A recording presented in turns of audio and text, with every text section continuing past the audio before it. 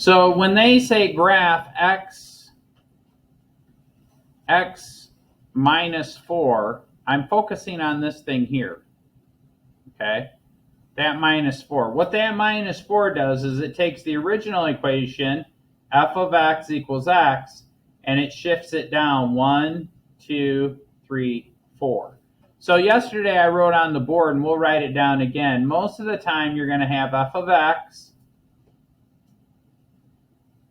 equals a times the quantity x minus h plus k. And so if this is the format that we're going with, a, when I say g of x equals x minus 4, the a term, a, is the imaginary one that we put in the front, right? X is the same as 1x. So I would say a equals 1.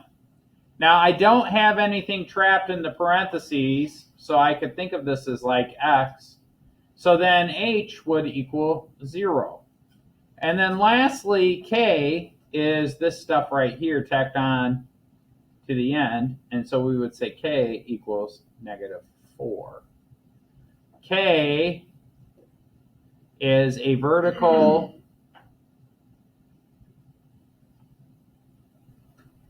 translation. That means it shifts it down 4 spaces.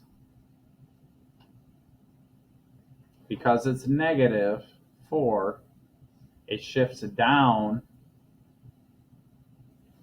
4 spaces or units.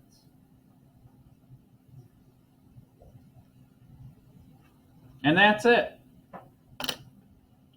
So if I have a number to the right of the parentheses, if it's positive, it shifts the whole graph up. If it's negative, it shifts the whole graph down. So just to illustrate that, we're going to come back into, I'll go back to it.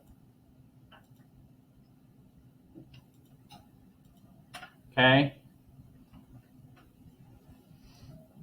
Oh, wait a second. I flipped the screen and a couple kids rolled their eyes at me. What are you doing? Yeah, I forget. I know what I'm going to write down because I'm thinking it as I write down. You guys got to look up and see what I'm writing down. Okay. All right, so can I graph it now? So here's what I want to show you.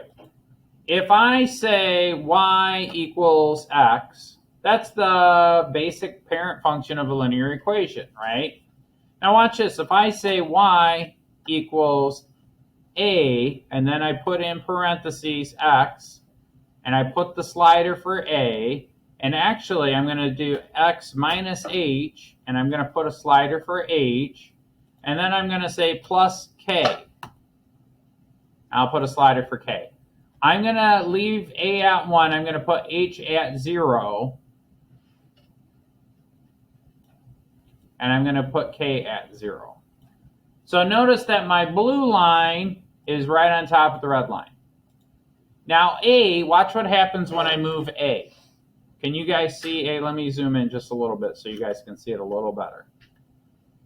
Okay. Watch what happens when I move a. A is this number in front of the parentheses. What this does is it shifts it vertically. It stretches it vertically. It doesn't shift. That's the wrong word.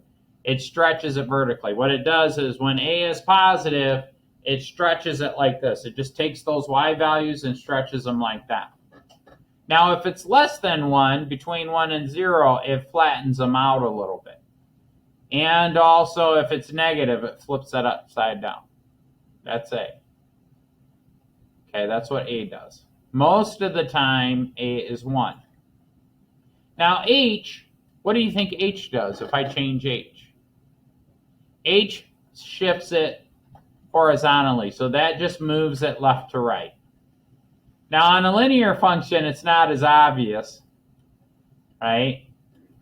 Because shifting it left to right looks a lot like shifting it up or down, right? So let me show you what I mean by that. So if I change this is kind of, you don't have to write this down, but I want to show you something. If I change that to x squared and I come in here and I change this to x squared, it becomes very clear that k shifts it up or down, okay? H shifts it to the left or right, okay? And then it becomes very clear that A can stretch it vertically or compress it. Whoops, it could compress it vertically, stretch it out like that. Or if it's negative, it flips it upside down. So every example problem that we're going to do, we're going to have some sort of transformation. And the first thing we're going to talk about are translations, which are shifts. They could be horizontal translations and they could be vertical translations. Any questions on that one? That -4 shifts that thing down. So I'm going to jump to the next slide if that's okay.